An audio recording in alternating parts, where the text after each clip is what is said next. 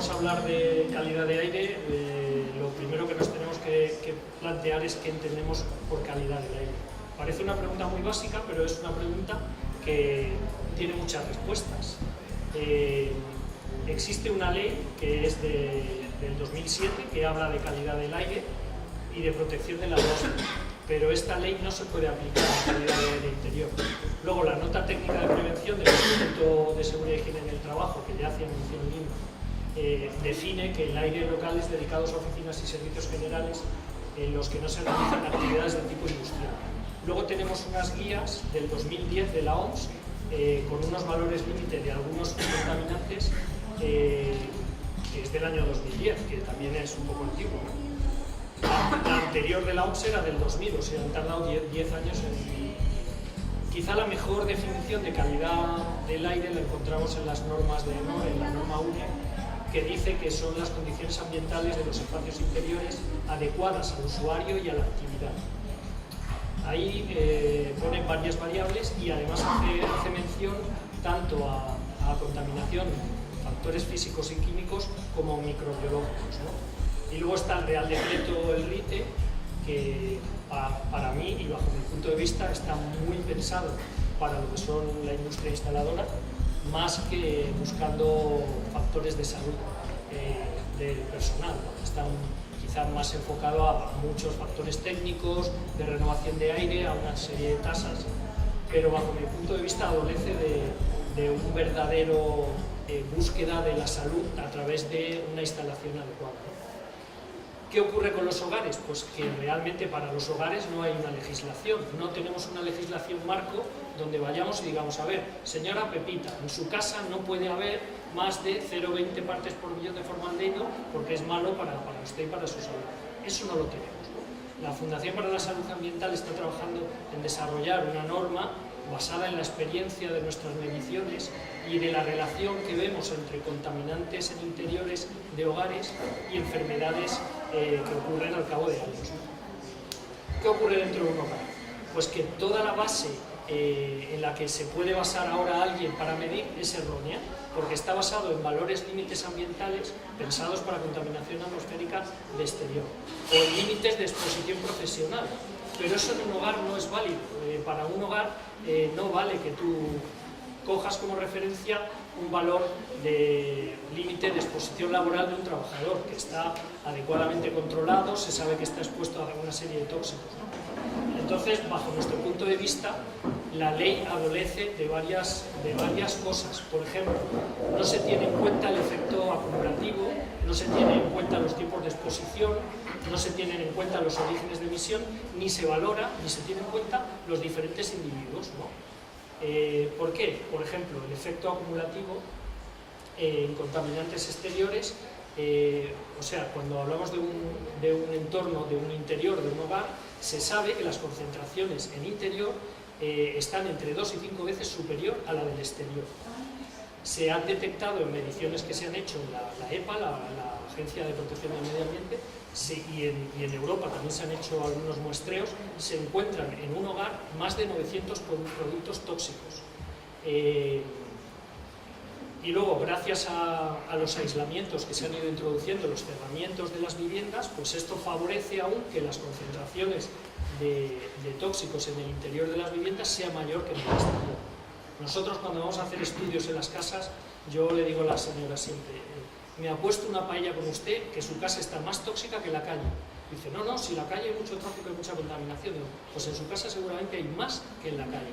Y si no tengo razón y el aparato me da un valor menor en su casa, yo le pago una paella. Siempre pagan las paellas. El tiempo de exposición es muy importante. ¿Por qué? Porque pasamos entre el 80 y el 90% del tiempo en espacios cerrados.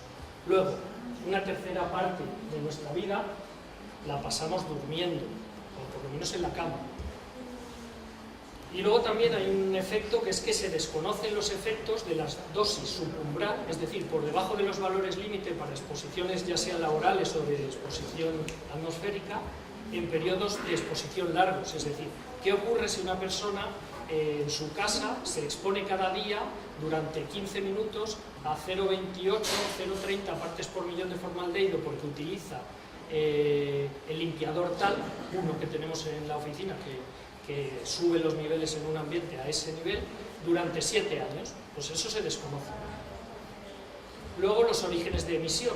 En los hogares, a diferencia de la industria donde se manejan productos químicos tóxicos, no existe ningún control de seguridad sobre el uso de esos productos. Ni ninguna señora se está leyendo que si esto lo puede usar con esto mezclado, eso no se hace, ¿no? Luego existe el riesgo del efecto combinado. Tú utilizas un limpiador para esto, otro para otro, y la mezcla de esos productos va metabolizando en otra serie de productos que pueden ser más tóxicos que los originales, ¿no? Y eso no se tiene en cuenta tampoco. Luego no se tiene en cuenta los diferentes individuos. No es lo mismo un personal que está trabajando en una industria con todas sus medidas de seguridad que lo que tú en un hogar puedes encontrar, por ejemplo, durante el periodo de embarazo o de lactancia de un menor, donde todavía debería reducir mucho más los niveles de productos tóxicos, porque los efectos, por ejemplo, en bebés o en el feto, son muchísimo más redundantes y peligrosos, ¿no? Nosotros, desde la Fundación para la Salud Ambiental, nos hemos centrado en analizar el entorno del hogar, más que el de oficinas o industria, que eso está suficientemente regulado, ¿no? Y hemos empezado a desarrollar pues, unas tablas de lo que vamos viendo, en la experiencia de lo que vamos viendo, cogiendo como guión, lógicamente, lo que ya existe en la legislación. Pero vemos, el problema que nos encontramos es que los valores límite que nos encontramos en los hogares no tienen nada que ver con lo que hay en la legislación. Y tenemos el problema incluso de encontrar equipos para poder hacer una medición adecuada con valores límites inferiores, ¿no? Bueno, los factores que estudiamos en salud ambiental, bueno, los factores físicos, el radón, que ahora hablamos, los químicos, calidad del aire y contaminantes, y luego biológicos, que luego vemos. Los físicos, el radón, bueno, pues el radón es un gas noble, pero es un gas radioactivo y sus descendientes provocan cáncer de pulmón, es la segunda causa de muerte por cáncer de pulmón a nivel mundial, y hay una sesión del ecómetro que se habla del radón. ¿Cómo se mide? Bueno, pues nosotros podemos medir mediciones de corto plazo con equipos de carbón activo, se pueden medir medios y largos plazos, también con detectores de un plástico que va guardando trazas, son detectores de trazas. Y luego estos serían los métodos pasivos, que dejas un equipo allí, te vas y luego vuelves y lo recoges, ¿no? Y luego lo que más utilizamos son los métodos activos, que son monitorizar. Que siempre que podemos encontrar un equipo que pueda medir algo directamente, utilizamos eso, ¿no? Y hay equipos asequibles para medir el radón en cualquier hogar y monitorizar el tema, ¿no? Que serían los métodos activos. Bueno, ahí tenéis, luego en el vídeo podréis ver la bibliografía y la legislación de cada cosa.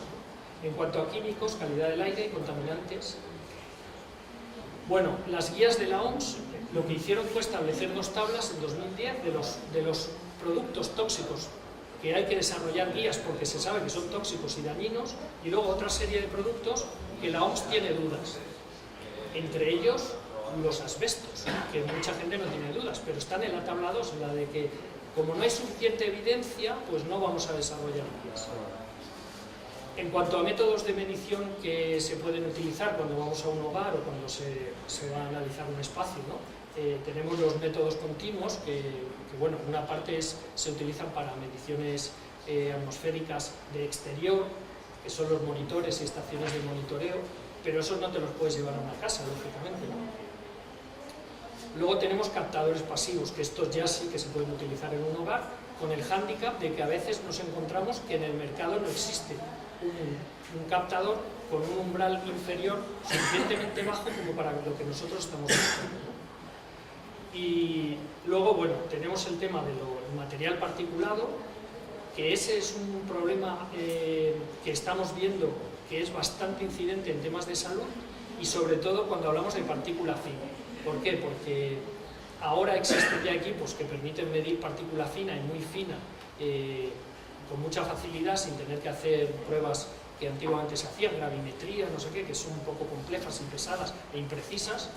Y el problema de la partícula muy fina es que no daña solo el pulmón, sino que pasa al sistema circulatorio, con lo cual cualquier órgano se puede convertir en un órgano blanco, es decir, tú puedes tener un problema de hígado y te viene por algo que estás respirando y no lo sabes, o puedes tener un problema de riñones, o puedes tener un problema de páncreas, y todo esto está relacionado con la partícula fina, que es en los niveles bastante altos en ciudades, por ejemplo, como Nueva. Bueno, ahí veis algunos de los equipos que utilizamos en las mediciones, y entre ellos, bueno, un Airtrem, que es un medidor de partículas. ¿Qué hacemos nosotros, a diferencia de lo que normalmente está regulado? Nosotros nos dimos cuenta que, claro, medir en una casa 28 microgramos de partículas de 10 de diámetro aerodinámico era una chorrada, ¿no? Nosotros necesitamos algo muchísimo más preciso y de menor tamaño, ¿no? Y entonces nos fuimos a un medidor de salas blancas, es decir, cuando vamos a una casa la comparamos con una sala blanca, y como tampoco hay bibliografía ni estudios sobre cuánto es el nivel de partículas adecuado para un hogar, lo que hemos hecho es medir en el metro, medir en un tren, medir en el AVE, medir en un cercanías, medir en mi casa, medir en su casa, medir en otras casas, y luego ir viendo por barrios cómo, según el tipo de construcción, se estructuran los niveles de material particulado. Y estamos viendo cosas muy curiosas entre material particulado y enfermedades. Bueno, esto lo hacemos con un medidor. Y lo que luego ya comentamos, le decía Lino, ¿no? Es que queremos desarrollar una normativa específica para hogar que pueda ser comprobable y que se pueda realizar de una forma más o menos asequible, ¿no? Luego, gases, pues también existen diferentes maneras, a través de bombas de muestreo o bien con herramental de este. Toda esta maquinaria que utilizamos deriva de la higiene industrial, es decir, de hecho, cuando empezamos a buscar equipos y tal, hablábamos con laboratorios de higiene industrial que nos decían: ¿queréis medir en una casa? ¿Para qué? Pues hombre, porque en las casas hay bastante más contaminantes que en la calle y la gente está enfermando, y nosotros buscamos el origen de una enfermedad e intentamos establecer causa-efecto, ¿no? Luego los equipos de medición directa, que gracias a los avances de la electrónica hoy en día hay casi de todo. Incluso pues hay sistemas de monitoreo y tal, pero claro, esto a un hogar no lo puedes trasladar, ¿no? Sería ideal poder instalar en un hogar un monitor un mes y luego llevarlo a otro y tal, pero todo se andará. Los ideales de salud ambiental serían medir directamente, cuanto más tiempo. Y ahí os pongo un proyecto que se está realizando, que es el desarrollo de sensórica, que se podrá inyectar en un sistema de ventilación, y esa sensórica podrá transmitir los datos a una central y se sabrá. Vale. Bueno, los biológicos es otro de los fenómenos que medimos y que encontramos en hogares, que bueno, son hongos, bacterias, levaduras, tal. Tampoco, es cierto que tampoco se encuentra tan habitualmente, ¿no? Y luego vamos a ver un poco los efectos en la salud, porque, bueno, ya sabéis que el aire contaminado se declaró en el año 2013 como cancerígeno, no como posible, sino como cancerígeno, el aire contaminado en las ciudades, y bueno, a partir de ahí todo lo que podamos encontrar en la salud va a ser pues lo que vamos viendo todos los días, los incrementos de niños con alergias, de personas mayores con alergias, a cualquier cosa, a cosas que antes no tenían alergia, y es por una sobreexcitación del sistema inmune, ¿no? y del sistema nervioso. Y luego tenemos las enfermedades emergentes. Este caso, que además salió en la televisión, fuimos nosotros en el programa Comando Actualidad de Paquita, que es una mujer que a su jubilación se encuentra con que tiene un síndrome de sensibilidad química múltiple y no puede salir de su casa. ¿Qué ha ocurrido? Pues que esta mujer ha tenido una exposición durante muchos años a un pequeño contaminante a valores subumbral, y ha llegado un momento en que el cuerpo ha dicho: hasta aquí llego, ya no más. Luego, bueno, los posibles efectos que podemos encontrar de los contaminantes del aire están en enfermedades neurodegenerativas. Hay estudios que relacionan el Alzheimer con ciertos contaminantes y la exposición ambiental normal en un hogar, no hay que irse a una industria.